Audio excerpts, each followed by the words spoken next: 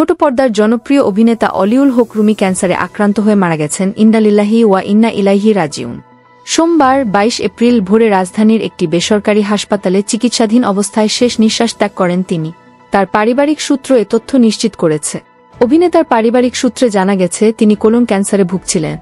শুরুতে চেন্নাইয়ে গিয়ে চিকিৎসা নিয়েছিলেন, পরে দেশে ফিরে রাজধানীর একটি বেসরকারি হাসপাতালে ভর্তি হয়ে চিকিৎসা নিচ্ছিলেন। অভিনয়ে ৩ দশকের বেশি সময় পার করেছেন রুমি। দীর্ঘ এ পথচলায় অভিনয় করেছেন অসংখ্য নাটক ও সিনেমায়। ১৯৮৮ সালে রুমির অভিনয়ের শুরু থিয়েটার বেইলি রোডের এখনো কৃতদাস নাটকের মধ্য দিয়ে। একই বছর কোন কাননের ফুল নাটকের মাধ্যমে ছোট পর্দায় অভিষেক হয় তার। টেলিভিশনের পাশাপাশি চলচ্চিত্রেও অভিনয় করেছেন। ২০০৯ সালে দরিয়া পাড়ের দৌলতি চলচ্চিত্রে অভিনয়ের মাধ্যমে বড়পর্দায় অভিষেক হয় অলিউল হক রুমি।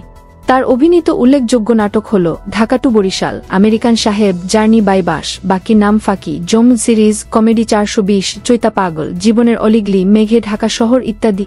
আমরা সেই অলিউল হক রুমির জন্য সবাই তার রুহের জন্য মাগফেরাত ও দোয়া কামনা করি। আল্লাহ যেন পরপারে তাকে জান্নাত নসিব করেন, আমিন।